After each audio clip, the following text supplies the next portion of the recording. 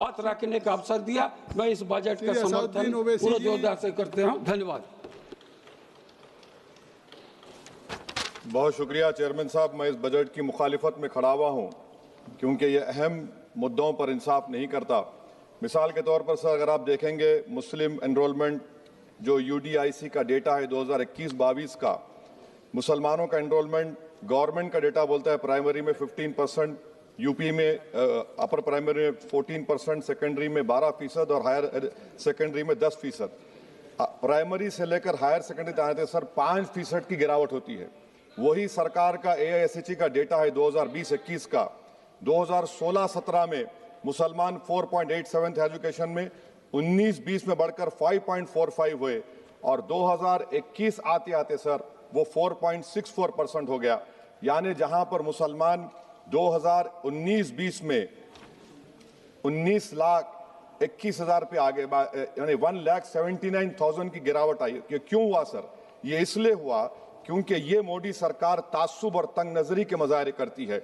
इसी वजह से मुसलमानों अक़लियतों में ड्रॉप आउट रेट ज्यादा है, लो एनरोलमेंट है और वो हायर एजुकेशन तालीम को मुकम्मल नहीं कर सकते। सर 3 स्कॉलरशिप स्कीमें हैं, 5 साल से cabinet committee of economic affairs in स्कीमों की मंजूरी नहीं दे रही है सर। 5 साल से ये आपकी तासुब और नफरत नहीं है तो क्या है बताइए आप? बजट तो पास हो रहा है ऐवान में, 5 साल से आप पैसे नहीं दे रहे हैं। क्यों? क्योंकि cabinet committee of economic affairs इसको मंजूरी नहीं देती है। और मैं बताना चाह रहा हूं, आप विकसित भारत बनाना चाहते हैं, मैं तायद करता हूं, मगर क्या आप 14% आबादी को नहीं पढ़ाकर, उनको एलिनेट कर आप विकसित भारत बना पाएंगे? विकसित भारत उसी वक्त बनेगा सर जब मुसलमान समाजी, इक्तिसादी, तालीमी और माशी तौर पर ताकतवर होंगे। मगर अफसोस के साथ कहना पड़ा, सच्चाई है कि सरकार नहीं चाहती ये हो। सर मैं इस हुकूमत से पूछना चाह रहा हूं कि यूनिट कॉस्ट स्कॉलरशिप का 2007 और 8 से रिवाइज नहीं हुआ क्योंकि जो तालीम का कॉस्ट है उससे मैच नहीं कर रहा है। आप 3 स्कॉलरशिप को डिमांड ड्रिवन नहीं कर रहे हैं। 11 साल से आप 10 स्कॉलरशिप नहीं बढ़ाए, वही नंबर ला के रख दिए। मैं डिमांड ड्रिवन करने का मुतालबा करता हूं। सर प्री मैट्रिक स्कॉलरशिप को क्यों 9th और 10th से शुरू किया था? Sir highest drop out rate मुसलमानों का है और हमारे मसीहा वेस्ट बंगाल में बैठे, वहां पर ड्रॉप आउट रेट मुसलमानों का 23%, आसाम में 30%। आसाम की सरकार गोली मारने का वीडियो कम बनाएगी तो शायद मुसलमान पढ़ ले तालीम में। सर मैं मुतालबा करता हूं कि मौलाना आजाद फेलोशिप को दोबारा शुरू किया जाए ताकि अक़लियती और मुस्लिम बच्चे हायर एजुकेशन मुकम्मल कर सके। पेरेंटल इनकम आप इजाफा क्यों नहीं कर रहे सर? 1 लाख रुपए, 1.5 लाख रुपए क्या स्कॉलरशिप मिलेगी सर बताइए आप? और सर आपको मिसाल दे रहा हूं, आप तो काबिल आदमी हैं। 2022-23 में बजट था माइनॉरिटी मिनिस्ट्री का 5,000 करोड़, कितना आपने खर्च किया? 16%। 22-23 में सर बजट था 22-23-24 में 3,000 करोड़, 5% खर्च हुआ सर। 24-25 में बजट था 3,180 करोड़, 22% खर्च हुआ सर। PMJV के स्कीम है 1,914 करोड़, उसको आपने कम कर दिया 1,565 करोड़। तो मैं सरकार से मुतालबा करता हूं कि मिनिस्ट्री ऑफ माइनॉरिटी के बजट का 10,000 करोड़ कम से कम होना चाहिए। तासुबियत को खत्म करिए आपकी स्कीम में। सर दूसरी बात, इनकम टैक्स के बेनिफिट मिलती थी हमारे फौज के सिपाहियों को जो विकलांग थे, आपने इनकम टैक्स बेनिफिट छीन लिया उन लोगों को। ये कैसा इंसाफ है आपका बताइए? जो फौजी सर्विस में है, अरे प्राइम मिनिस्टर अगर एक ट्रेन की झंडी दिखाएंगे तो उससे बढ़ के पैसे खर्च हुआते, तो आप क्या बचा रहे? सर 11-12 साल से वजीर आजम मोदी हैं, हमारी एयरफोर्स का स्क्वाड्रन गिरकर 29 पर आ गया। 12 साल से आप प्रधानमंत्री हैं, हम एक मिड एयर रिफ्यूलर एवैक्स को नहीं बढ़ा सक रहे। पाकिस्तान के पास हमें ज्यादा एवैक्स है और ऑपरेशन सिंदूर में हमने देखा कि कितनी तकलीफ हुई। सबमरीन का शॉर्टेज है, आपको फिक्र नहीं है सर। और हम 3rd एयरक्राफ्ट कैरियर हम भूल गए। आखिर कैसे हम चाइना को इंडो पैसिफिक में रोक पाएंगे? ये देशभक्ति नहीं है सर। हमारी फौज में कमी है।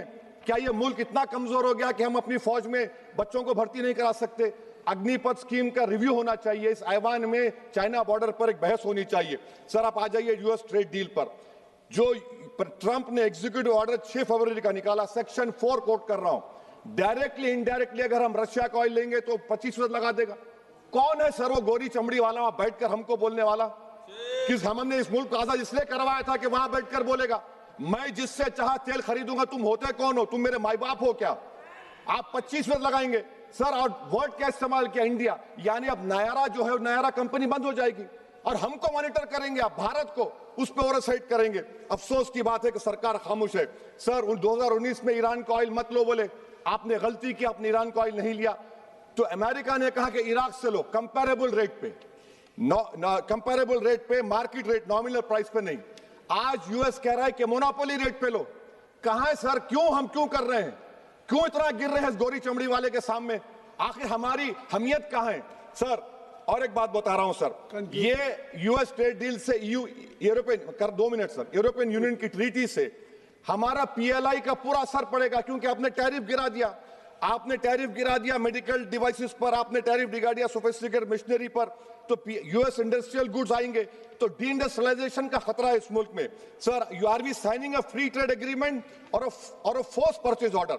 सर, बांग्लादेश से यूएस ने कह दिया कि हमसे कॉटन खरीदो, 0 टैरिफ। सर, भिवंडी, मालेगांव, बनारस के पावरलूम का क्या होगा? 70% रॉ कॉटन हम देते हैं बांग्लादेश को। सर, एमएचए का बजट 5.7 बढ़ गया, डिफेंस का 15.99। मैं सरकार से मुतालबा करता हूं कि वेनेजुएला में जो हुआ, आप एक ऑपरेशन इंसाफ करिए। ऑपरेशन इंसाफ के तहत हाफिज सईद, मसूद अजहर, लखवी को घुस के लाइए भारत में, तभी इंसाफ होगा सर। जब तक खत्म कर रहा हूं सर, खत्म कर रहा हूं सर, हम कुलभूषण यादव को भूल गए। वो कुलभूषण यादव को आईसीजे में रुकाया। आखिर हम कब लेके आएंगे कुलभूषण यादव को? वजीर आजम इजराइल को जा रहे हैं, मैं उनसे ये मुतालबा करता हूं कि वो गाजा को जाएं, 15 मिनट जाकर देखें, 60,000 फलस्तीनों खत्म कर दिया गया। और नेतन्याहू पर आईसीजे का अरेस्ट वारंट है, आईसीसी का, और आईसीजे में केस चल रहा है सर। तो मैं आपसे मुतालबा करता हूं कि वजीर आजम गाजा के बारे में देखें। मैं ज़ायनिज़्म मुर्दाबाद बोलता हूं, भारत जिंदाबाद। और ये सरकार तेलंगाना से नाइंसाफी कर रही है, कुछ नहीं दे रही है। बहुत बहुत शुक्रिया सर। बी செல்வராஜ் जी பேரவைத் தலைவர் அவர்களுக்கு வணக்கம். பொருளாதார